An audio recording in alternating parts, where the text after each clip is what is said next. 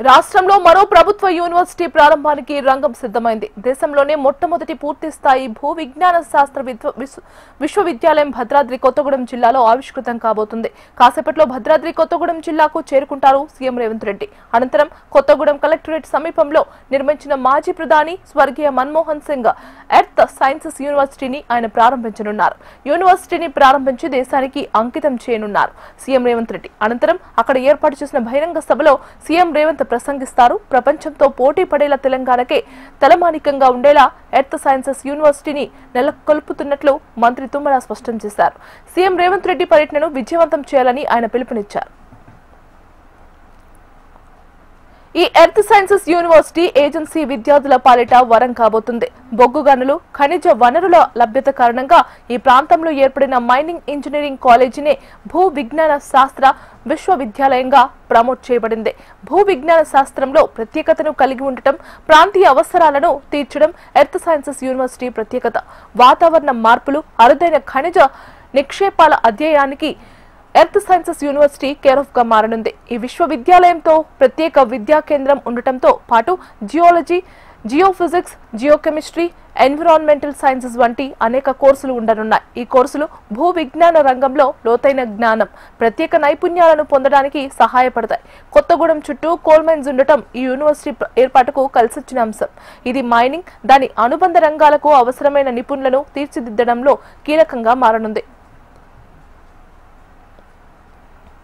Earth sciences యూనివర్సిటీలో ఈ కోర్సులు పూర్తి చేసే వారికి మైనింగ్, పెట్రోలియం, నీటి వనరులు, పర్యావరణ పరిరక్షణ, భూకంప అధ్యయనం వంటి దేశీయ, అంతర్జాతీయ రంగాల్లో ఉద్యోగాలు లభించనున్నాయి. భూకంపాలు, వరదలు, ఖనిజాల అన్వేషణ, భూగర్భ జలాలు వంటి ప్రాంతీయ సమస్యలపై పరిశోధనలు జరపడానికి ఈ యూనివర్సిటీ బలమైన వేదికగా పనిచేస్తుంది.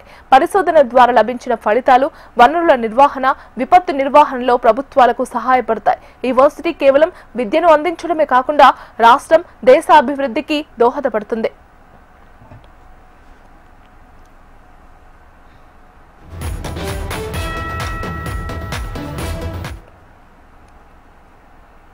తెలంగాణ విద్యా ప్రమాణాలను పెంచడంలో ఎర్త్ సైన్సెస్ యూనివర్సిటీ మార్పులు తీసుకురానుందని మంత్రి తుమ్మల నాగేశ్వరరావు అన్నారు.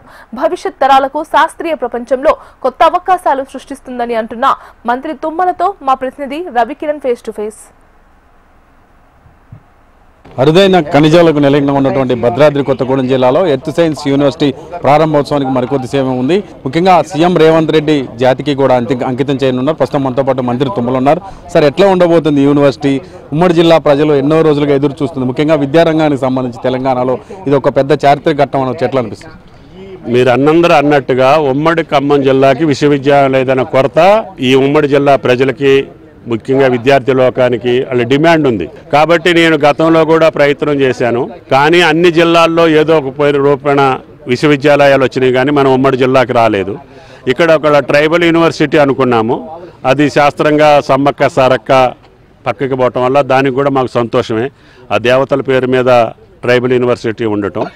అయినా సరే ఉమ్మడి జిల్లాలో ఇంకేది సాధిస్తే మంచిది అంటే దీని యొక్క గతాన్ని చూసి, దీని యొక్క ప్రాధాన్యత చూసి, గతంలో దీనివల్ల జరిగినటువంటి ప్రయోజనాలు చూసి, ఈ ఒక్క జియాలజీ మైన్స్ ద్వారాగానే మన పిల్లలు ఈనాడు అంతర్జాతీయంగా పేరొందినటువంటి వ్యక్తులు తయారయ్యారు.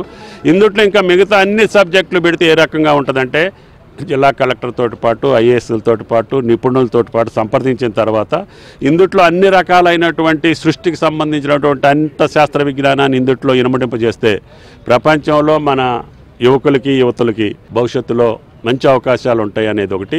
విశ్వవిద్యాలయం లేదనే కొరత ఉండకూడదని, తద్వారా ఈ జిల్లా ఖనిజాల ఖని, ఈ ఖనిజం ఉంది, ఆ ఖనిజం లేదని చెప్పడానికి లేదు. అన్ని రకాల జాతులతోటి పాటు, అన్ని రకాల వృక్షాలతోటి పాటు, అన్ని రకాల ఖనిజాలతోటి పాటు ఈ ఖమ్మం ఉమ్మడి జిల్లా కొత్తగూడెం ఒక ఖనిజాలకి గని అని చెప్పి ఎప్పుడో మహానుభావులే చెప్పారు. దానికి సంబంధించిన యూనివర్సిటీ పెడితే బాగుంటుంది అన్నప్పుడు ఇది రూపుదిద్దుకుంది. దీని యొక్క భవిష్యత్తు ప్రణాళిక, దీన్ని అమలు చేసేటటువంటి విధానం నిపుణులు చెప్పాలి. నిపుణులు దాన్ని ప్రపంచంలో ఏదైతే బెస్ట్ ఉన్నాయో అన్నింటినీ మనం అడాప్ట్ చేసుకొని మన యువతి యువకులకు అందించాలనేది నా కోరిక. 2 సంవత్సరాల నుంచి దీని మీద చాలా వరకు మీరు ప్రయత్నం చేస్తూ ఉన్నారు. సీఎం రేవంత్ రెడ్డి గారు ఎట్లా ఒప్పుకున్నారు దీనికి ఇక్కడే పెట్టాలని ఆలోచన? అంటే ముఖ్యమంత్రి గారికి ఈ తెలంగాణని ప్రపంచ దేశాలతోటి పోటీ పడేటట్టుగా చేయాలనేది. ఇప్పుడు ఫ్యూచర్ సిటీలో ఎన్ని వస్తున్నాయో మీరు చూస్తారు రేపు 8వ 9వ తారీఖు.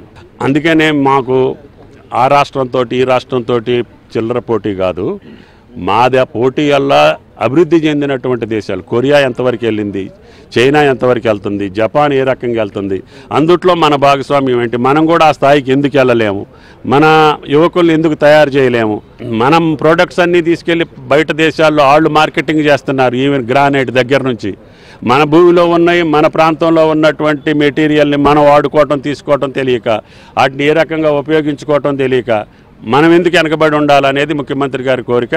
దానికి అనుగుణంగా దీన్ని ఆయన యాక్సెప్ట్ చేయటం జిల్లా ప్రజలకే కాదు రాష్ట్ర ప్రజల పక్షాన అందరికీ ధన్యవాదాలు తెలియజేస్తూ, దీంతో పాటుగా ఇంకేమన్నా ప్రారంభించే అవకాశం ఉంటుందా సార్? ఎక్కడ ప్రోగ్రామ్స్ ఉన్నాయి ఇంకా?